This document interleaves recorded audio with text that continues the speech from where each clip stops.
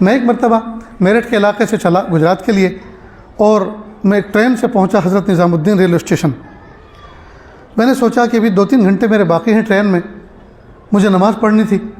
میں نے سوچا کہ پہلے نمبر کے پلیٹ فارم پر مرکز نظام الدین سے جو پہلا پڑتا ہے اس کا جو بھی نمبر ہو، میں کہ وہ ذرا خالی رہتا ہے، وہاں سکون سے میری نماز ہو جائے گی۔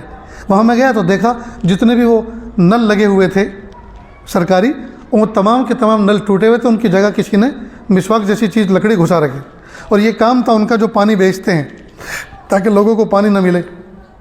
اب میرے نفس نے تقریر کی کہ دیکھو تم تو آئے تھے وضو کرنے کے لیے، اب وضو کرنے کا انتظام ہے نہیں تو نماز کیسے پڑھیں گے؟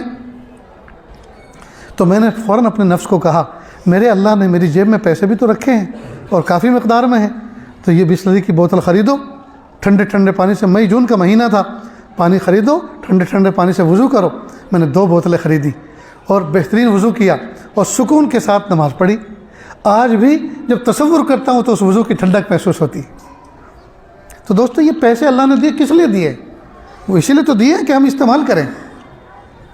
ایک مرتبہ میں پونا سے آ رہا تھا، سورت مجھے پہنچنا تھا، لگژری بس تھی، تو میں نے ڈرائیور سے کہا کہ بھائی آپ کا نام کیا ہے؟ تو اس نے کوئی مسلمان نام بتایا۔ مجھے اور خوشی ہوئی کہ دیکھو مجھے فجر کی نماز پڑھنی ہے اور یہ تقریباً 8 ساڑھے 8 بجے سورت پہنچے گی تو نماز قضا ہو جائے گی، اس لیے آپ کسی ایسے ہوٹل پہ روک لیں آسانی کے ساتھ جہاں میں نماز پڑھ سکوں۔ کہا کوئی بات نہیں۔ تو میں نے دیکھا کہ ایک تو مسلمان ہے، دوسرا اس نے وعدہ کیا، زبان دی ہے، اور میں نے اس وقت کچھ نیت بھی کی شاید کہ اس کو کچھ دے کے خوش کریں گے اس کو۔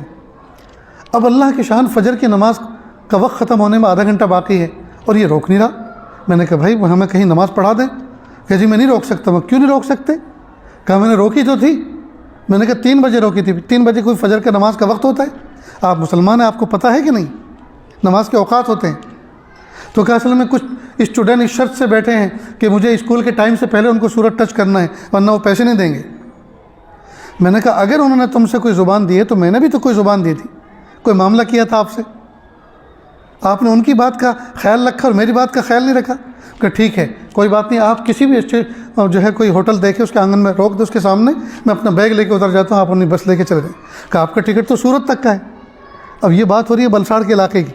میں نے کہا سورت تک کا ہو یا کہیں کا تک کا بھی ہو، مجھے اس ٹکٹ کی کوئی ضرورت نہیں، مجھے اپنی نماز ادا کرنا۔ خیر اس نے روک دی، میں اتر گیا۔ مجھے بڑا تعجب ہوا کہ سورت تک کا ٹکٹ اور اتنی دور، ابھی تو 1-1.5 گھنٹے کا راستہ ہے اور یہ یہاں اتر رہے ہیں۔ میں نے اپنی نماز کی خاطر، اس کی حفاظت کی خاطر بس کو چھوڑ دیا۔ ہوٹل کے آنگن میں گیا، ایک کنارے پہ سامان رکھا، وضو کیا، سکون کے ساتھ فجر کی نماز پڑھی، گرم گرم چائے پی۔ اب میں اللہ کی طرف متوجہ ہوا، پیارے اللہ آپ کی نماز کے خاطر، آپ کے حکم کی خاطر میں نے بس چھوڑ دی ہے، اب مجھے عافیت کے ساتھ میرے گھر پہنچائیے۔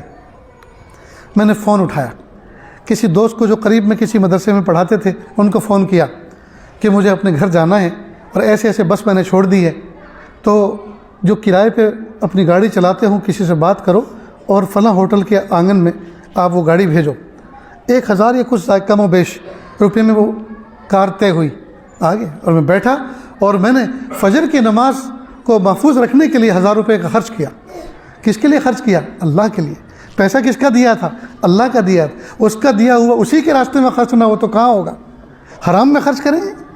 یہ پیسے اللہ نے حرام میں خرچ کرنے کے لیے دیے؟ یہ اللہ پاک نے یہ پیسے اللہ کے حکموں میں خرچ کرنے کے لیے دیے، لیکن افسوس کی بات ہے ہم اللہ کے حکموں میں خرچ نہیں کرتے۔